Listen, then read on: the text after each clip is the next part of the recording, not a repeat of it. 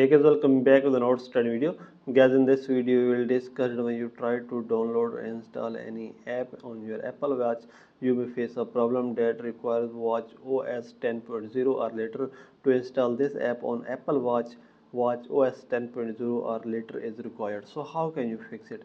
So guys, we can fix it very easily. So simply guys, you may just click here on OK, and then guys you may go back, and guys first of all you may just open your Apple Watch and you may update it to the latest iOS version. After updating, you may pair or connect that Apple Watch to your iPhone, and then you may try to connect or you may try to download or install this app, and you may check your problem will be fixed.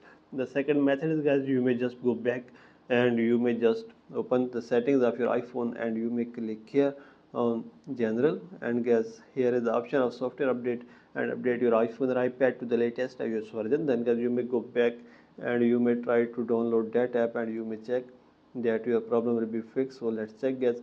Now you may click here and now you may put your face ID, and then guys you may try that your problem will be fixed, and now you can download and install this app. So this is the video guys.